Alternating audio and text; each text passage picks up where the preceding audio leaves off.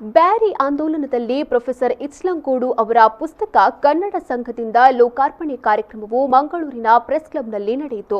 ಮಂಗಳೂರಿನ ಪ್ರೆಸ್ ಕ್ಲಬ್ನಲ್ಲಿ ನಡೆದ ಕಾರ್ಯಕ್ರಮದಲ್ಲಿ ಬ್ಯಾರಿ ಆಂದೋಲನದ ಪ್ರೊಫೆಸರ್ ಇಚ್ಲಂಗೋಡು ಅವರ ಪುಸ್ತಕವನ್ನು ಸಮಾಜದ ಪ್ರಮುಖರಾದ ಬಶೀರ್ ಬೈಕಂಪಾಡಿಯವರು ಲೋಕಾರ್ಪಣೆಗೊಳಿಸಿದರು.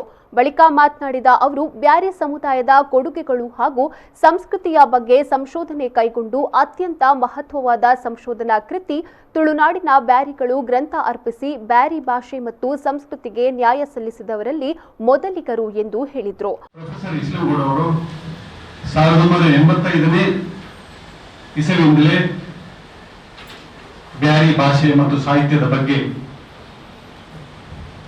ಅನೇಕ ಸಂಶೋಧನೆಗಳನ್ನು ಮಾಡಿ ಬ್ಯಾರಿ,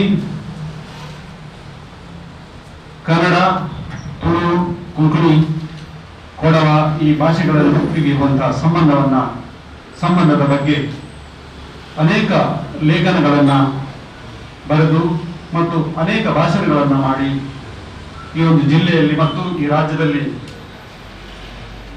ಬ್ಯಾರಿ ಆಂದೋಲನವನ್ನು ಪ್ರಾರಂಭ ಮಾಡಿದರು.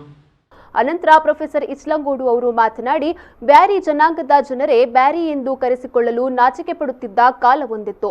ಮಾಪ್ಲಾ ಜಾತಿ ಎಂದು, ಮಲಯಾಳ ಭಾಷೆ ಎಂದು ಗುರುತಿಸಿಕೊಂಡಿದ್ರು.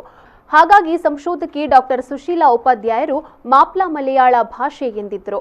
ಇದೀಗ ಬ್ಯಾರಿ ಆಂದೋಲನದಲ್ಲಿ ಪ್ರೊಫೆಸರ್ ಇಚ್ಲಂಗೋಡು ಎಂಬ ಪುಸ್ತಕ ರಚನೆ ಮಾಡಿದ್ದೇನೆ ಎಂದು ಹೇಳಿದರು.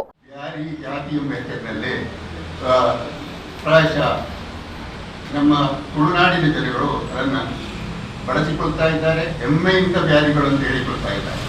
ಅದಕ್ಕೆ ಪ್ರೋತ್ಸಾಹ ಕೊಟ್ಟವರು ಬೆಂಗಳೂರಿನ ಬ್ಯಾರಿ ವೆಲ್ಫೇರ್ ಅಸೋಸಿಯೇಷನ್ ಮತ್ತು ಬೈಕಂಪಾಡಿಯ ಒಂದು ಸಂಸ್ಥೆ ಕೂಡ. ಬ್ಯಾರಿಗಳು ನಾವು ಅಂತ ಹೇಳುವುದು ಒಂದು ಸಮುದಾಯದ ಹೆಸರಿಗೆ ಹೊರತು ಬ್ಯಾರಿ ಎಂಬ ಪದ ಜಾತಿವಾಚಕ ಅಲ್ಲ. ಇದು ನಾವು ನೆನಪಿಡಬೇಕಾದಂಥ ಒಂದು ವಿಚಾರ. ಬ್ಯಾರಿ ಪದ ಜಾತಿವಾಚಕವಲ್ಲ, ಅದು ಕಸಬುವಾಚಕ. ಒಂದು ಕಸಬನ್ನು ಹೇಳ್ತಾ ಇದೆಯೇ ಹೊರತು ಬ್ಯಾರಿ ಎಂಬುದು ಜಾತಿವಾಚಕ ಅಲ್ಲ. ಈ ಸಂದರ್ಭ ಸುದ್ದಿಗೋಷ್ಠಿಯಲ್ಲಿ ಕನ್ನಡ ಸಂಘದ ಕಾರ್ಯದರ್ಶಿ ಜೀವನ್ ಮತ್ತು ಹ್ಯಾರಿಸ್ ಉಪಸ್ಥಿತರಿದ್ದರು.